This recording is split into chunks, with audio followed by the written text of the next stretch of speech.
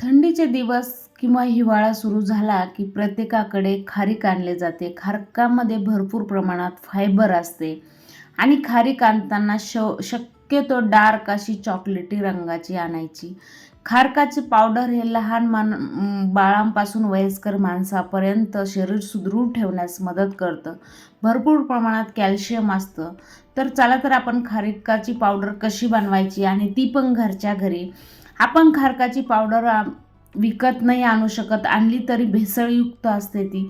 त्याच्यामुळं घरच्या घरी अशी खारकाची पावडर बनवूया. खारीक इतकी आयुर्वेदिक आहे, ज्याचं हिमोग्लोबिन कमी असेल त्यांच्यासाठी पण खारीक अत्यंत महत्त्वाची आहे.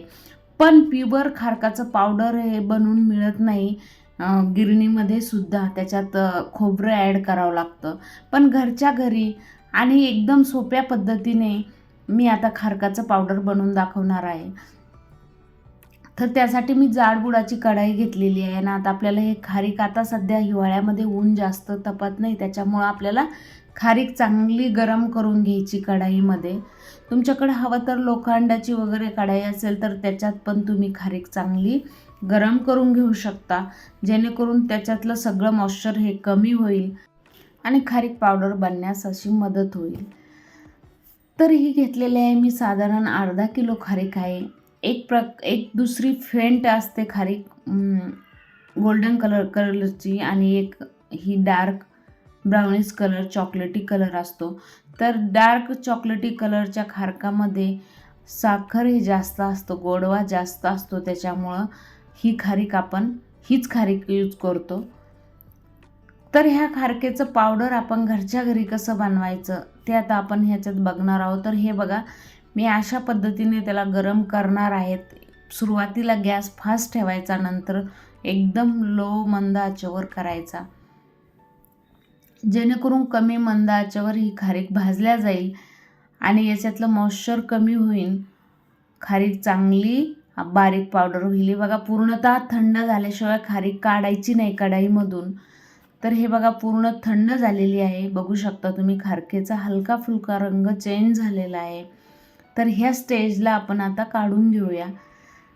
तर बघूया आपण आता खारकीची पावडर कशी बनवायची. आता एक एक करून तर खलबत्त्यात किंवा कशातही कुटायला खूप वेळ जातो. तर तुमच्याकडे एखादी कापडाची पिशवी असेल किंवा मग मी असा कॉटनचा रुमाल घेतलेला आहे, याच्यामुळं खूप फास्ट कुटल्या जातात. म्हणजे बिया वेगळ्या निघतात, ते मागचे साईडचे फूल पण आपोआप निघून जातात. असं जनरली एक एक करून कुटावं लागतं. तर ह्यासं जाम त्याचं हे बांधून घ्यायचं आणि याला वरून खलबत्त्याच्या यानं असं त्याला ठेचत राहायचं, जेणेकरून अलगद ठेचलं तरी पण त्याचं पूर्णतः बी अलग होतं आणि त्याचे फूल अलग होतं आणि खारीक बारीक होण्यास मदत होते. तुम्ही बघू शकता, तुमच्या समोर आहे हे, आणि तुम्ही पण घरी करू शकता असं ह्या पद्धतीने. ही अशी पावडर आपण करून ठेवली तर 1-2 महिने फ्रीजमध्ये राहू शकते, खराब पण नाही होत.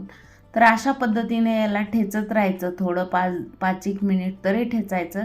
सर्व खारकाच्या बिया ह्या अलगद वेगळ्या होतात आणि ते फूल पण वेगळं होतं. हे बघू शकता, तुमच्या समोर आहे कशा वेगळ्या वेगळ्या झाल्या त्या. नाहीतर एक एक इंडिव्हिज्युअल खारीक कुटायला वेळ लागतो. ह्या अशा पद्धतीने केलं तर एकदम फास्ट होऊन जाते पावडर. आणि अशीच पावडर तुम्ही करून ठेवली एकदाच 2 महिने 2.5 महिने फ्रीजमध्ये, तर तुम्ही लहान मुलांना दुधात शिजवून किंवा वयोवृद्ध माणसांनाही देऊ शकता, किंवा आपणही नाश्त्यासाठी हे दुधात शिजवून खाल्लं तर याच्यासारखा पौष्टिक असा नाश्ता नाही आहे शरीराला. तर ह्या अशा पद्धतीने पूर्णतः बिया आता त्याच्या आपण काढून घेऊ अशा, आणि त्याचे फूल पण मागचे जे देठाच्या साईडचे आपोआप अलग झालेलं आहे आणि ह्याला काहीच वेळ लागत नाही. आणि नंतर ते पूर्ण फक्त शॉर्ट करायचं, त्याच्या बिया काढायच्या आणि थोडं बारीक बारीक त्याच्या हातानंच होतात ते बारीक बारीक त्याचे हे करायचे, तुकडे करायचे, जेणेकरून मिक्सरमध्ये इझिली बारीक ग्राइंड होईल ते.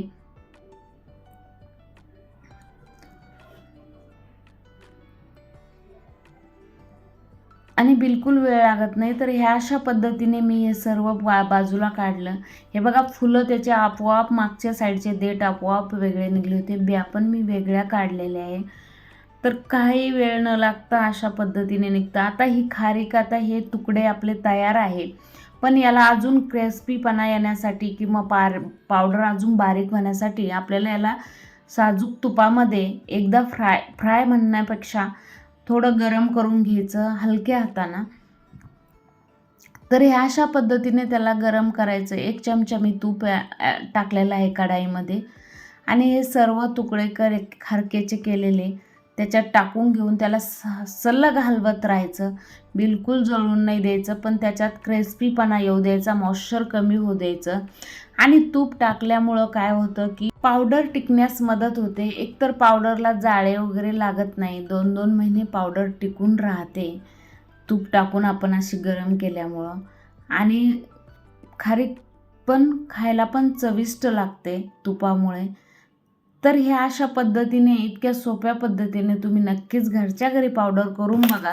तुम्ही जर कुठं गिरणीवर वगैरे गेले किंवा आम्हाला पावडर करून द्या खारकेची नुसत्या, तर कुठंच देत नाही, कारण खोबरं ॲड करतात त्याच्यात.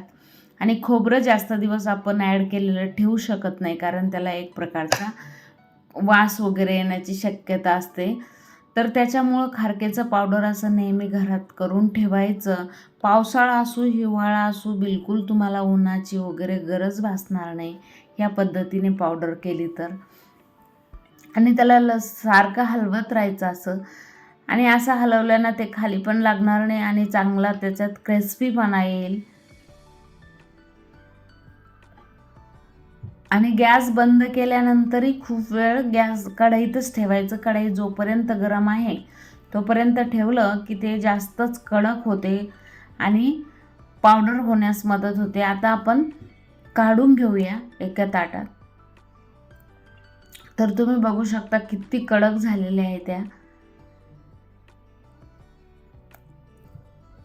ह्या अशा पद्धतीने आता आपल्याकडे जे मिक्सरचं भांडं असेल, फक्त ओलं वगैरे नसायला हवं, कारण की आपल्याला ही पावडर 2 महिने टिकून ठेवायची आहे. त्याच्यामुळं फंगल वगैरे येणार नाही. आणि ऑन ऑफ करून ही पावडर बनवून घ्यायची मिक्सरला. एक लगट नाही फिरवायचं मिक्सर, नाही तर पाते तुटण्याची शक्यता असते. ऑन ऑफ करायचं. हे बघा तुम्ही पावडर किती छान एकदम बनलेली आहे. तर अशा पद्धतीने तुम्ही नक्कीच घरच्या घरी पावडर बनवा. ही पावडर तुम्ही मोठ्या माणसापासून लहान मुलांपर्यंत दुधामध्ये शिजवून देऊ शकता. किंवा ताप वगैरे येत असेल, अंगात ताप असेल, तर ही पावडर 4-5 दिवस दुधात शिजवून खाल्ली की आपली ताप कमी होण्यास मदत होते. हाडामध्ये ताप असेल तर ही कमी होण्यास मदत होते. तर बघा किती छान अशी पावडर तयार झालेली आहे. जर तुम्हाला माझा व्हिडिओ आवडला असेल तर नक्कीच माझ्या व्हिडिओला लाईक, शेअर आणि सबस्क्राईब जरूर करा. आणि हवा बंद डब्यात भरून